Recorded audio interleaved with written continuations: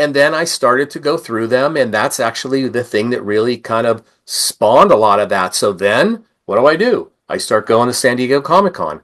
And when I started to do that and say who I was, and boy, my uncle did not, this is not something that he like condoned.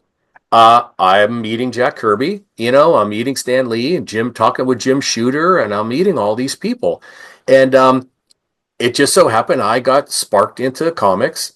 Bill Mouse is down there. He's doing Zen. I have comics from back then with him signed. I run into Shannon Wheeler, Too Much Coffee Man, his early Oh, stuff. cool. I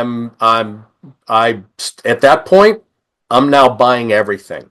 Everything that Neil Adams did in continuity, everything that Tom Mason and Dave Olbrich did at Malibu, all the Ultraverse stuff. I'm reading everything.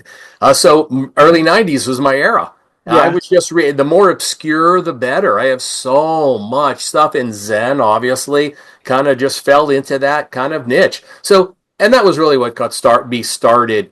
Then I started, when I was writing with my uncle, then we started to write about comics. Mhm. And it just kind of expanded from there. That's cool. It's funny, like, I'm slightly younger, but around the same time, that's my entry into comics. I would have been about 10 years old, 9 years old. And it's funny because my first comic was a G.I. Joe comic book. And Oh, that was a gift from an uncle, my Uncle Lou and Aunt Marlene, right? Like, that was a gift. They gave me a G.I. Joe action figure in that comic book.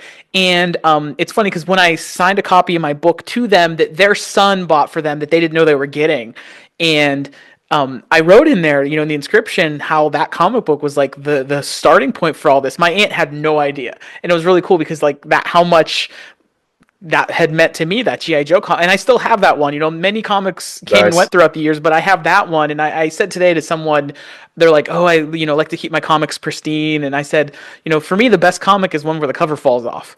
That's when you spend all this time with it, and that was that GI Joe